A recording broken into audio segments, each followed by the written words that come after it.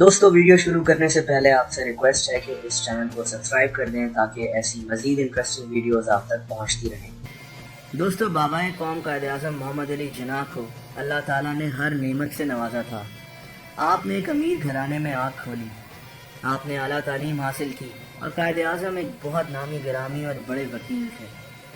ان تمام آسائشوں کے باوجود قائد اعظم نے برے صغیر کے مسلمانوں کے لیے ایک علیحدہ وطن حاصل کرنے کے لیے دن رات ایک کر دیا۔ قائد اعظم نے اپنی بگڑتی ہوئی صحت سے بھی کسی کو آگاہ نہیں کیا۔ وہ شدید بیمار تھے، لیکن انہوں نے اس بیماری کا کسی کو پتہ چلنے نہیں دیا کہ کہیں ان کے مشن میں کوئی رکاوٹ نہ آ جائے۔ اس ویڈیو میں آپ کو قائد اعظم کی زندگی کے چند ایسے واقعات بتاؤں گا جس سے آپ قائد اعظم کی عظمت کا اندازہ لگا سکتے ہیں۔ آپ کو پتہ چل جائے گا کہ قائد اعظم کتنے دیانتدار اور اصول پسند انسان تھے۔ دوستو قیام پاکستان کے بعد قائد اعظم نے اسٹیٹ بینک آف پاکستان کا افتتاح کرنا تھا۔ حالانکہ قائد اعظم شدید علیم تھے، لیکن وہ اپنی عادت کے مطابق وقت پر وہاں پہنچ گئے۔ لیکن وہاں کابینہ کے دوسرے لوگ بشمول اس وقت کے وزیر اعظم لیاقت علی خان وقت پر نہیں پہنچے تھے۔ قائد اعظم نے گھڑی میں وقت دیکھا اور حکم دیا کہ ہال سے تمام خالی کرسیاں نکال دی جائیں اور تقریب کا آغاز کر دیا جائے۔ ان کے حکم پر عمل ہوا۔ بعد میں دیر سے آنے والے تمام وزراء نے کھڑے ہو کر جلسے میں شرکت کی۔ دوستو اس بات سے آپ اندازہ لگا سکتے ہیں کہ قائد کے لیے وقت کی اہمیت کتنی زیادہ تھی۔ ایک دوسرے واقعے میں ایک دفعہ برطانیہ کے سفیر نے آپ کو پیغام بھجوایا کہ برطانیہ کے بادشاہ کنگ جارج کا بھائی پاکستان پہنچ رہا ہے اور آپ اس کو ایئرپورٹ پر ریسیو کرنے کے لیے چلے جائیں۔ قائد اعظم نے جواباً برطانیہ کے سفیر کو پیغام بھجوایا کہ میری ایک شرط ہے، میں تب کنگ جارج کے بھائی کو ایئرپورٹ پر لینے کے لیے جاؤں گا جب میرا بھائی برطانیہ جائے اور اس کو بھی وہاں کا بادشاہ ایئرپورٹ پر لینے کے لیے آئے۔ دوستو یہ ہمارے آج کے حکمرانوں کے لیے ایک بہت بڑا سبق ہے۔ ایک دفعہ کابینہ کا اجلاس جاری تھا۔ قائد سے پوچھا گیا کہ چائے کا وقفہ کب ہوگا۔ آپ نے کہا کہ کیوں، کیا یہ لوگ اپنے گھر سے چائے پی کر نہیں آئے؟ ملک کا خزانہ ملک کے لوگوں کے لیے ہے، لوگوں کے چائے کھانے کے لیے نہیں۔ قائد اعظم کابینہ کے اجلاس میں اور سرکاری تقریب میں کھانے پینے پہ سخت غصہ ہوتے تھے۔ ایک دفعہ پاکستان کے سرکاری استعمال کے لیے 37 روپے کی کرسیاں منگوائی جانی تھی۔ پاکستان نیا بنا تھا اور پاکستان میں وسائل نہ ہونے کے برابر تھے۔ لسٹ قائد اعظم کو دے دی گئی۔ قائد اعظم نے لسٹ دیکھی تو وہ 37 روپے کے بجائے 44 روپے کی لسٹ تھی۔ اس میں 7 روپے زیادہ تھے۔ قائد اعظم نے پوچھا کہ کس کے لیے ہیں، تو جواب ملا کہ یہ 7 روپے کی کرسیاں آپ کی بہن فاطمہ جناح کے لیے منگوائی گئی ہیں۔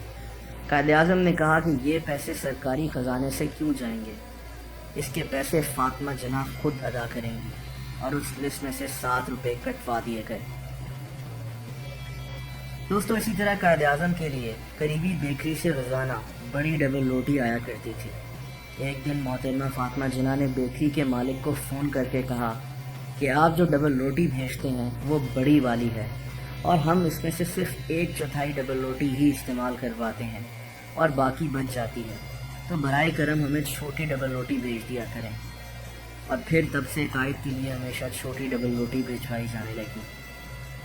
اسی طرح دوستو ایک بڑا ہی دلچسپ واقعہ ہے۔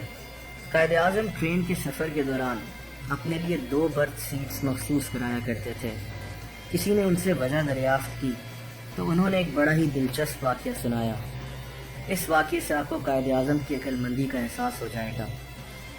ایک دفعہ قائد اعظم ممبئی سے لکھنؤ جا رہے تھے۔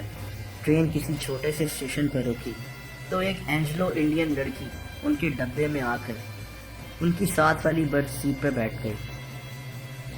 ٹرین نے رفتار پکڑی تو اچانک وہ لڑکی بولی کہ تمہارے پاس جو کچھ ہے فوراً میرے حوالے کر دو، ورنہ میں زنجیر کھینچ کر لوگوں کو بولوں گی کہ تم میرے ساتھ زبردستی کرنا چاہ رہے تھے۔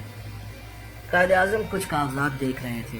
انہوں نے کاغذات سے سر اٹھایا نہیں تو لڑکی نے ان کو جھنجھوڑا۔ قائد اعظم نے سر اٹھا کر کہا اور اشارے سے کہا کہ میں بہرا ہوں، مجھے تو کچھ سنائی نہیں دیتا، جو لکھنا ہے لکھ کر دے دو۔ اس لڑکی نے کاغذ پر سب کچھ لکھ کر قائد اعظم کے حوالے کر دیا تو قائد نے فوراً ٹرین کی زنجیر کھینچ لی اور وہ کاغذ ٹرین حکام کے حوالے کر دیا اور لڑکی کو پکڑ لیا گیا۔ اس طرح قائد اعظم اپنی عقل مندی سے ایک بڑی مصیبت سے بچ گئے۔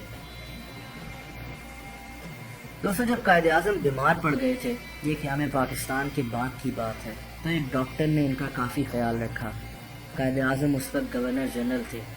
انہوں نے اس ڈاکٹر سے پوچھا کہ بتاؤ میں تمہارے کسی کام آ سکتا ہوں؟ تو ڈاکٹر نے کہا کہ برائے کرم میرے ٹرانسفر میرے آبائی شہر میں کر دیں۔ قائد اعظم نے جواب دیا کہ یہ کام میرا نہیں بلکہ صحت کے ڈپارٹمنٹ کا ہے اور میں ان کے کام میں دخل اندازی نہیں کر سکتا۔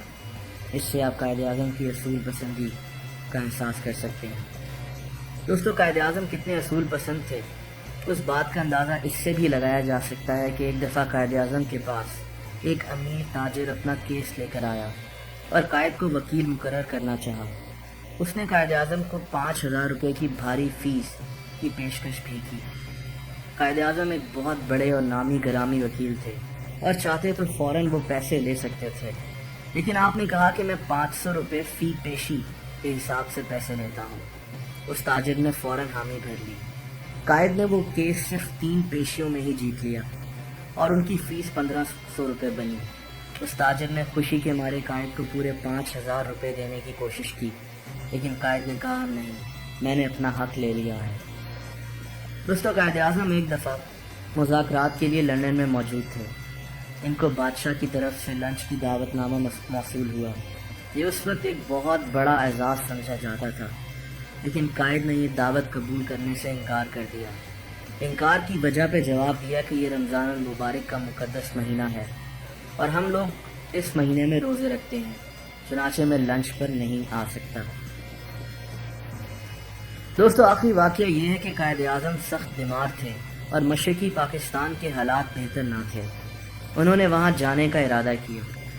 قائد اعظم کے لیے ایک سرکاری جہاز ڈائکوٹا تھا جو انتہائی چھوٹا سا تھا، ان کے زیر استعمال ہوتا تھا۔ قائد اعظم کیونکہ بیمار تھے تو اس میں آرام دہ سفر ممکن نہ تھا۔ طبیعت کی ناسازی کی وجہ سے انہوں نے گورنمنٹ نے فیصلہ کیا کہ قائد اعظم کے لیے ایک پرائیویٹ کمپنی سے ایک جہاز کرائے پر لیا جائے گا جس پہ 5,000 پاؤنڈ خرچہ آنا تھا، لیکن قائد اعظم نے بیمار ہونے کے باوجود صاف انکار کر دیا۔ انہوں نے فائل پر لکھ کر بھیج دیا کہ یہ غریب ملک اتنے خرچے کا متحمل نہیں ہو سکتا، میں ایک چھوٹے جہاز میں ہی جاؤں گا۔ دوستو، جس قوم کے رہنما جتنے بھی باصول اور دیانتدار ہوں اور پھر قوم بھی ویسی ہی ہو، وہی ملک آگے کی طرف بڑھ سکتا ہے۔ ہمیں یہ بات ضرور سوچنی چاہیے کہ آج ہم لوگ کہاں کھڑے ہیں۔ اگر آپ کو یہ ویڈیو پسند آئی ہو اور ایسی مزید انٹرسٹنگ ویڈیوز آپ نے دیکھنی ہو تو اس چینل کو سبسکرائب ضرور کر دیں۔